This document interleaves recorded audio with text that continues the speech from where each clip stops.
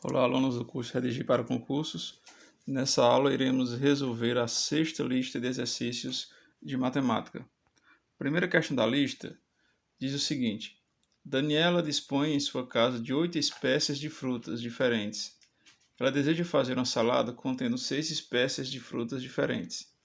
A quantidade de tipos de saladas diferentes ela pode fazer variando as espécies de frutas é 20, 23, 28, 34 ou 45. Bom, de acordo com a questão, existem 8 frutas diferentes e ela pretende fazer uma salada com 6 frutas. Então, nós temos algumas escolhas para se fazer. Coloquei aí 6 traços, porque ela precisa fazer algumas escolhas das frutas. Então, vamos imaginar, a primeira fruta que ela vai escolher, ela tem quantas possibilidades? Bom, como ela tem 8 frutas, então ela pode escolher qualquer uma das 8. Isso quer dizer que ela tem 8 possibilidades aí para essa escolha. Das 8 frutas que se tem, ela já escolheu uma, já fixou uma. E se quer uma salada com 6 frutas diferentes. Por exemplo, imagina que na sua salada tenha uva. Então essa fruta já não vai mais poder aparecer, porque já foi colocada, tá certo? Então, para a segunda escolha, ela não dispõe mais de 8 frutas possíveis para ela escolher. Ela só possui 7, então ela tem 7 possibilidades de escolha. Dessa forma, das 8 frutas que ela dispõe, ela já fixou 2. Então, para a terceira escolha dela, ela tem 6 possibilidades. Para a próxima escolha, 5. Para a próxima escolha, 4. E a última escolha, 3. Imagine que eu vou multiplicar essas possibilidades. 8 vezes 7, vezes 6, vezes 5, vezes 4, vezes 3. Isso me daria um resultado igual a 20.160. Porém, não tem essa opção. Por que não tem essa opção? Porque é o seguinte, imagina que você faça uma salada de fruta de uva e mamão. Vamos dar um exemplo. Será que é a mesma coisa de você fazer a salada com mamão e uva? A resposta é sim, é a mesma salada. Ou seja, se você mudar a ordem dessas frutas, vai ficar a mesma salada. Então a gente está diante de uma combinação lá da análise combinatória, assunto este do ensino médio, tá certo? Então não é esse resultado. Então vamos lá. Bom, pegando essa ideia inicial, vocês têm essas possibilidades aí: 8 vezes 7 vezes 6 vezes 5 vezes 4 vezes 3. Mas se eu mudar as frutas de posição, eu vou ter a mesma salada. Então, por exemplo, como eu tenho aí 6 frutas, eu posso mudá-las de posição qualquer e aí ela continua a mesma salada. Eu fiz essa equação aqui, essa fração, para que vocês percebam. Bom, imagina que você tem a salada com as frutas uva, mamão, abacate, banana, maçã e laranja. Para você colocar a uva, você pode colocar em qualquer uma dessas 6 posições, não é isso? Aí fixou a uva.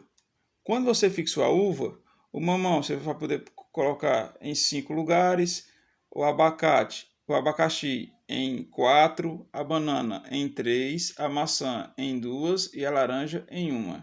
Então por isso que eu divido por 6 vezes 5 vezes 4 vezes 3 vezes 2 vezes 1, porque essas 6 frutas elas podem mudar de posição, que continuará a mesma salada.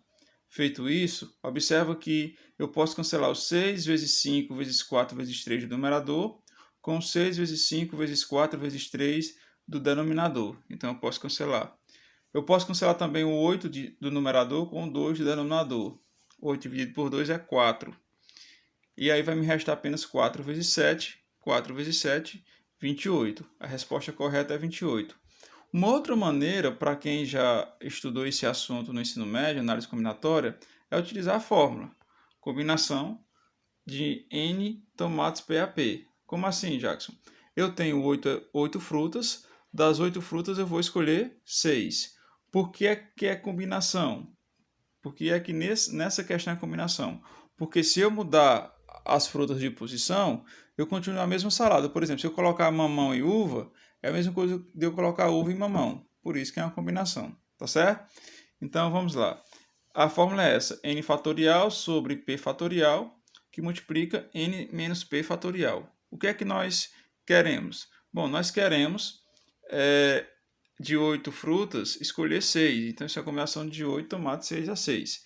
de acordo com a fórmula, o N é 8 e o P é 6. Então, substituindo aí os valores, no lugar de N eu coloco 8, no lugar de P eu coloco 6. Então, vai ficar 8 fatorial sobre 6 fatorial, que multiplica 8 menos 6 fatorial.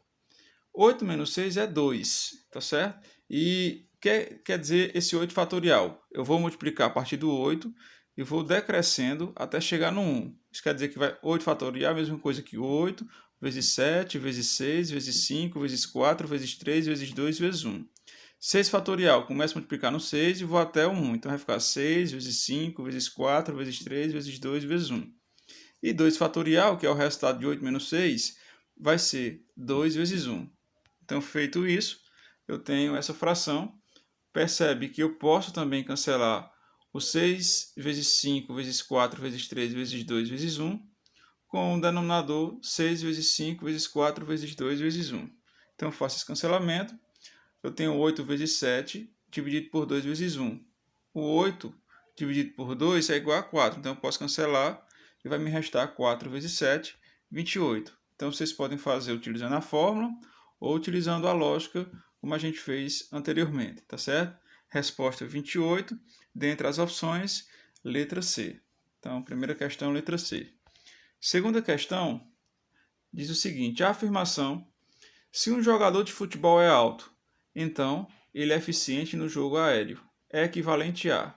Essa questão quer saber uma frase que tenha o mesmo sentido, o mesmo significado, tá certo? Então, eu tenho essa frase e eu quero saber qual é das alternativas que a frase faz o mesmo sentido. Para isso, eu não vou utilizar a tabela verdade que nós temos lá no raciocínio lógico, eu vou utilizar apenas uma frase para que vocês entendam. Imagina que eu tenho a seguinte frase: se eu sou iguatuense, então sou cearense. O que é que eu posso concluir em relação a essa frase, que possui o mesmo sentido? Eu posso afirmar o seguinte: se eu não sou cearense, então com certeza eu não sou iguatuense. Então, a frase se eu sou iguatuense, então sou cearense, é equivalente ao dizer o quê? Se eu não sou cearense, então não sou iguatuense. Então, para mim obter uma frase equivalente, eu tenho que negar essa segunda parte e negar a primeira, nessa ordem, tá certo? Então vamos lá. A frase que é equivalente é essa: se eu não sou cearense, então não sou iguatuense. Eu nego a segunda frase, nego a primeira e uso o mesmo conectivo se então, tá certo? Que é a condicional chamada lá na lógica. Nesse caso, tem a frase: se um jogador de futebol é alto, então ele é eficiente no jogo aéreo. Então eu tenho que negar a segunda parte. Então, se eu ele disse na segunda parte que ele é eficiente no jogo aéreo. Então, com a negação disso, que ele não é eficiente no jogo aéreo. Como é que eu nego a primeira frase? Um jogador de futebol é alto. Um jogador de futebol não é alto. Então, vou negar a segunda parte, nego a primeira e uso o conectivo se então. Continuo com o mesmo conectivo. Então, vamos lá. Vai ficar assim: se um jogador de futebol não é eficiente, isso é a negação da primeira frase, no jogo aéreo, então, a negação da primeira frase, ele não é alto. Então, neguei a segunda frase, neguei a primeira e usei o se então da mesma forma. Então, dentre as opções, essa frase vai estar na letra A. Então, segunda questão, alternativa correta, letra A. Na questão 3, diz o seguinte: numa fazenda, utilizam-se em média 2.000 kg de ração para alimentar 40 vacas durante 10 dias. Num determinado dia, estando o estoque vazio, a fazenda recebe 800 kg dessa ração para alimentar 32 vacas. Podemos afirmar que essa ração será suficiente para...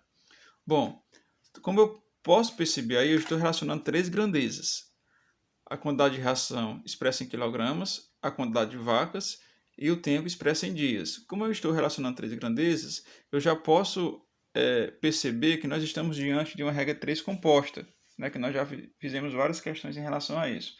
E nesse momento vocês percebem que as questões de concurso da prefeitura, elas costumam cobrar a regra 3 composta. Então, para vocês entenderem esse assunto, para quando se deparar numa prova de concurso, vocês saberem responder. Então vamos lá. eu tenho essas três grandezas, ração, número de vacas e dias. Essas informações aí são da questão. 2.000 kg consegue alimentar 40 vacas durante 10 dias. Como o estoque estava vazio, ele recebeu 800, então vai ficar só 800. Essa informação é importante, porque às vezes diz assim, tinha 200 kg, recebeu mais 800. Então passou a ser 1.000 kg. Então eu não preciso fazer essa soma porque o estoque estava vazio, mas cuidado que algumas questões não vai trazer o estoque vazio, vai deixar alguma parte justamente para que o candidato perceba essa soma. Ele quer saber, com 32 vacas, consegue alimentar aí por quantos dias, né? A variável está na última coluna, o número de dias. Então, eu vou direcionar uma seta, ou para baixo ou para cima. Então, fixa esse sentido. Eu estou fixando para baixo em todas as questões para não misturar. Beleza. Vamos lá. Olha para a primeira coluna. Eu tenho 2.000 kg de ração. Se eu diminuir a quantidade de ração, eu também diminuo a quantidade de dias. Então, por exemplo, eu tenho 2.000 kg, se dá para 10 dias, se eu tivesse 1.000 kg, daria só para 5 dias. Então, se eu diminuir a quantidade de ração, eu também diminuo a quantidade de dias. Então, é a mesma grandeza, ela é direta, por isso continuo com a seta no mesmo sentido. Bom, se eu consigo com 40 vacas alimentá-la por 10 dias, se eu tiver menos vacas, se eu diminuir a quantidade de vacas, então eu consigo passar mais dias. Por exemplo, se 40 vacas eu consigo alimentar por 10 dias, 20 vacas, por exemplo, a metade, eu conseguiria alimentar por 20 dias. Né? Então, se eu diminuo a quantidade de vacas, eu aumento a quantidade de dias. Então, essa grandeza é inversa. Então, por isso que a seta é para cima. Para nós fazermos a questão, eu vou colocar a fração, onde está a variável, 10 sobre x, e igualar o produto das outras frações. Se for direta, continua a mesma fração. Se for inversa, eu inverto a fração. Então vai ficar 10 sobre x igual 2.000 sobre 800. Ela é direta, então permanece a mesma. Vezes 40 sobre 32 é inversa, né? Porque a seta está ao contrário aí, como a gente percebeu. Então eu tenho que inverter essa fração. Vai ficar 32 sobre 40. Dessa forma eu chego na seguinte equação. 10 sobre x igual a 2.000 sobre 800 vezes 32 sobre 40. No 2000 eu tenho zeros e no 800 eu também tenho zeros. Então eu posso cancelar o 2 zero do 800 com os 2 zeros aí de 2000. Então vai ficar só o 20 sobre 8. Eu posso cancelar o zero do 20 com o zero do 40 também. Então já faço esse cancelamento. Tá certo? Uma outra coisa, eu posso chegar na seguinte igualdade agora. 10 sobre x é igual a 2 sobre 8 vezes 32 dividido por 4 é 8. Esse 8 do numerador posso cancelar com 8 do denominador. Então, cancelei. Então, vai ficar 10 sobre x igual a 2. Igualdade de fração faz meu pelos extremos. 2 vezes x é 2x igual a 10. O número que eu multiplico com 2, que dá 10, é 5, né? Então, x é igual a 5, já que 2 vezes 5 é 10. Então, quer dizer que vai passar aí 5 dias. Dentre as opções aí, 5 dias, letra B. Questão 4. Uma dona de casa comprou 9 pães. O padeiro informou que todos os pães pesavam 50 gramas, exceto um deles, que pesava menos de 50 gramas. Usando uma balança de 2 pratos, o número mínimo de pesagens que se pode fazer para descobrir qual dos pães não tem 50 gramas é... Então vamos lá. Eu tenho 9 pães. A minha primeira pesagem eu posso fazer da seguinte maneira. Ó. Eu vou colocar metade... dos pães em um prato e a outra metade em outro prato. Só que 9 é ímpar. Então eu pego o número par, o número mais próximo de 8, né? Então, de 9. O número mais próximo a 9 é o 8. Então eu deixo um fora e coloco 4 pães em um prato e 4 pães em outro prato. Então, dessa maneira aí, se eu pesar e a balança der um equilíbrio, quer dizer que eles possuem a mesma massa, né? Entre aspas, possuem o mesmo peso. Aí, o que é que isso quer dizer? Que o pão mais leve é esse que está fora. Então, aí, eu realizando uma pesagem, dessa forma aí, se der equilíbrio, o pão que não possui o mesmo peso é esse que está fora, tá certo? Mas suponhamos que eu não tivesse um equilíbrio. Aí vamos imaginar o seguinte, se essa balança se o prato da balança do lado esquerdo baixasse, eu já saberia que o pão mais leve estaria no prato da direita. E vice-versa, né? Então, o prato que subir, eu sei que é onde está o pão mais leve. Aí o que eu vou fazer? Uma outra pesagem, né? Então, suponhamos aqui que quem subiu foi o prato da direita. Isso quer dizer que o pão mais leve está nesse prato da direita. Aí eu vou pegar esses 4 pães e vou dividir na metade. Ou seja, eu vou colocar 2 pães em um prato e 2 pães no outro prato. Então, eu vou ter que realizar uma segunda pesagem. Suponhamos que um prato desse aí, obviamente, vai ter que subir. E é onde está novamente o pão mais leve, né? Então, onde subir, aí eu já sei que o pão mais leve vai estar lá. Aí eu vou ter que realizar uma terceira pesagem, né? Então, eu vou pegar esses 2 pães, vou separar, realizo aí uma terceira pesagem, e aí o prato que subir justamente vai ser o pão mais leve, tá certo? Então, eu teria que realizar 3 pesagens, no máximo aí 3 pesagens, para ter certeza onde está o pão mais leve. Lembrando que você poderia encontrar na primeira pesagem, né? Mas só daria certo se o pão que ficou fora realmente fosse o mais leve. Então, no pesagem aí seriam 3, para você ter certeza que seria o pão mais leve. Então, dentre as opções, letra C. Questão 5. Pedro estava lendo um livro e na segunda-feira leu da página 128 até a página 175.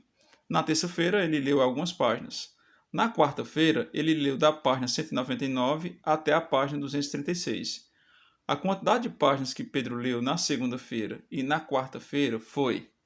Então, dentre as informações da questão, eu tenho essas informações aí, que segunda-feira ele leu da página 128 até a página 175. Alguns alunos confundem essa quantidade de páginas.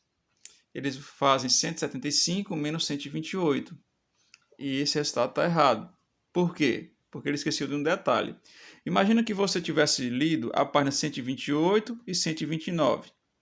Você leu quantas páginas? 2 páginas. A página 128 e a página 129. Se você subtrair 129 de 128, você vai obter 1. Só que você não leu uma página, você leu 2 páginas. Tá certo? Imagine que você tivesse lido da 128 até a 130. Você leu quantas páginas? A página 128, a página 129 e a página 130. Você leu 3 páginas. Então, se você fizer 130 menos 128, você só obtém 2. Mas a resposta seria 3. Percebe que nos 2 casos que eu falei agora, para mim saber a quantidade exata de páginas, eu tenho que acrescentar 1 no final, tá certo? Então, por exemplo, se eu lidar a página 128 até a página 129, eu faço 129 menos 128 mais 1. Se eu li da página 128 à página 130, quantas páginas eu li? Foram 3, porque eu faço 130 menos 128 mais 1, tá certo? Então, o detalhe é somar 1 no final. Então, por exemplo, se eu quiser saber quantas páginas foi lida aí na segunda-feira, eu tenho que fazer 175 menos 128 mais 1, tá certo? Fazendo o cálculo aí, eu obtenho 48. Quer dizer que na segunda-feira, essa pessoa leu 48 páginas. Na quarta-feira, ele leu da página 199 à página 236. Quantas páginas foram lidas? 236 menos 199 mais 1. Então, vai ficar igual a 38, tá certo? Ele quer saber quantas páginas ele leu ao todo na segunda e na quarta-feira. Então, basta somar 48 mais 38. Fazendo essa soma, 48 mais 38 vai dar igual a 86. Então, isso quer dizer que na segunda-feira e na quarta-feira ele leu 86 páginas, dentre as opções, letra D. Questão 6. Joana queria comprar uma salada de frutas na sobremesa do jantar. Então, foi ao mercado e comprou um abacaxi por R$ 3,50, uma manga por R$ 1, uma dúzia de banana por R$ 4,00 e meia dúzia de abacate por R$ 5,50. Quanto custou a salada com essas frutas? Pessoal, da questão 1 até a questão 5 é do concurso da Prefeitura de Iguatu no ano de 2013, tá certo? Essas questões de 1 a 5 foram do concurso da Prefeitura de Iguatu no ano de 2013. Em 2013 houve o concurso da Prefeitura de Iguatu. Da questão 1 à questão 5, o nível lá foi nível médio. E essa questão 6 também é do mesmo concurso, só que de nível fundamental. Então, do nível fundamental, a gente só tem a questão 6, tá certo? As demais todas são nível médio. Então, vamos lá. Esse cálculo é bem simples, né? As informações que nós temos é o seguinte: um abacaxi custou R$ 3,50, uma manga R$1, uma dúzia de banana custou 4 e meia dúzia de abacate por R$ 5,50. Quer saber quanto foi gasto aí nessa salada? Então basta somar esses valores: R$ 3,50 mais 1 mais 4 mais R$ 5,50. R$ 13,50 mais 1 vai dar R$ 4,50. R$ 4,50 mais 4 vai dar R$ 8,50. R$ 8,50 mais 5,50 dá igual a 14. Então isso quer dizer que o custo para se fazer essa salada foi de R$ 14,00. Dentre as opções, R$ 14,00 é letra D. Questão 7. Um aparelho celular estava sendo vendido por R$ 1.148. Caso o aparelho tivesse um acréscimo de 3,5%, quanto será o seu novo preço? Então, cuidado, que nessa questão ele não quer saber quanto é que equivale esse aumento. Ele quer saber o novo preço, ou seja, o preço após o aumento. Então, vocês devem ter muito cuidado, porque se nós formos calcular o aumento, vai ter a resposta. Então, imagina aí que aumentou R$100.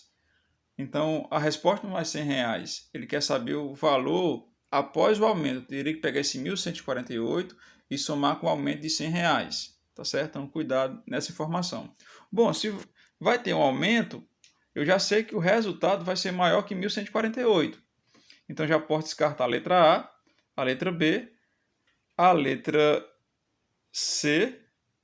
A letra C é 1.183. Não, então eu vou ficar entre a C, a D e a E. Então já posso eliminar de imediato a letra A e a letra B. Tá certo? Então vamos lá. A gente vai calcular o aumento de 3,5%.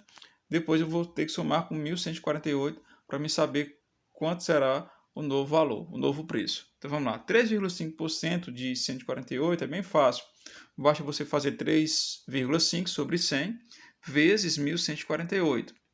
3,5 vezes 1.148 vai dar igual a 4.018. Tudo isso dividido por 100. Para me dividir por 100, basta eu voltar duas casas decimais, né? Então, a vírgula subtende que está no 8, eu volto uma casa, a vírgula fica entre 1 e 8, eu volto mais uma casa, a vírgula vai ficar entre 0 e 1. Então, vai ficar 40,18 esse aumento. Cuidado, olhe na letra A resposta era 40,18. Se ele quiser saber só o aumento, seria 40,18. Mas ele não quer saber só o aumento, ele quer saber o preço após o aumento. Então, no caso, o novo preço vai ser: o valor era 1.148, aumentou mais R$ 40,18. Fazendo essa soma, vai dar igual a R$ 1.188,18. Dentre as opções, letra D. Então, está aí a resposta correta, letra D. Questão número 8.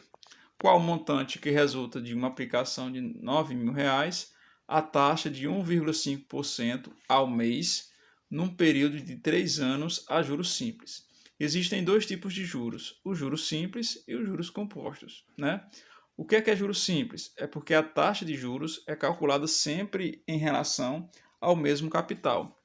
E o que é o juros composto? É juros sobre juros. Como assim, Jackson? Imagina que chega uma fatura do cartão de crédito de R$1.000.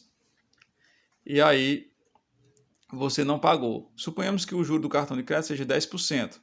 10% de 1.000 é R$100. Então isso quer dizer que a próxima fatura viria R$1.000 mais 10% de 1.000. Então viria 1.100. Ok?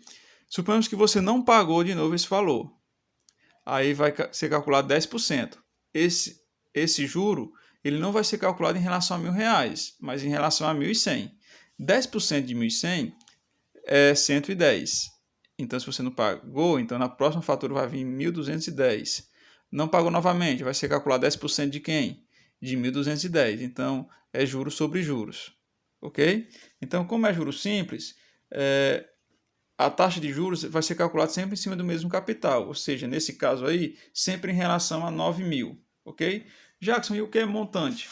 Montante é o valor final. Imagina que você pegou R$1.000 emprestado ao banco e o banco lhe cobrou R$200 de juros. Então, quando você for pagar, você tem que pagar os R$ 1.000 mais os 200 de juros. Então, tu vai ter que pagar 1.200.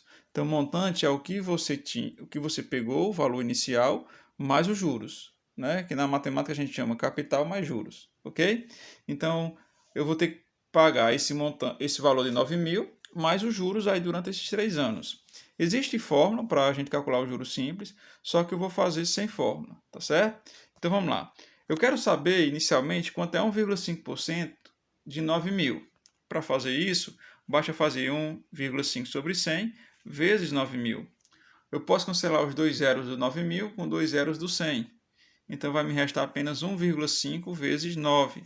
1,5 vezes 9 vai dar 135. Isso quer dizer que, por mês, eu vou ter que pagar um juro de R$ 135. Todo mês o juro é R$ 135, já que é calculado sempre em cima do mesmo valor, tá certo? Só que ele quer saber 3 anos. Bom, esse 135 é ao mês. Ele quer saber em anos, são tempos diferentes, mês e ano. Mas um mês de juro eu vou pagar R$ 135. E em 3 anos? Em 3 anos, corresponde a quantos meses? Um ano tem 12 meses, então 3 anos tem 36 meses. Então, se a cada mês eu vou pagar R$ 135, quanto é que eu vou pagar em 36 meses? Basta fazer 135 vezes 36. 135 vezes 36 vai dar um valor de 4.860. Já isso quer dizer que eu vou pagar só 4.860? Não, porque tinha inicialmente quanto? 9.000. Eu vou ter que devolver os 9.000 e vou ter que pagar os juros. Então, é 9.000 mais 4.860. 9.000 mais 4.860 vai dar 13.860. Certo? Então, dentre as opções, 13.860 é a letra E. Nona questão. João precisou reduzir 3/5 das suas férias para a conclusão de um trabalho na escola aonde ensina. De quanto por cento foi essa redução? Então vamos lá. Eu vou calcular 3/5. 3 sobre 5. 3 dividido por 5 vai dar 0,6. Como ele quer saber em porcentagem, basta multiplicar por 100. Então 0,6 vezes 100, basta eu avançar duas casas decimais. Como eu já tenho uma casa decimal, que é 0,6, eu acrescento apenas um zero. Isso quer dizer que 0,6 vezes 100 dá igual a 60%. Ok? Em relação aí a uma outra forma de você fazer, é tornar o denominador igual a 100. Como é que o 5 vira 100? Se você multiplicar o 5 vezes 20 dá 100.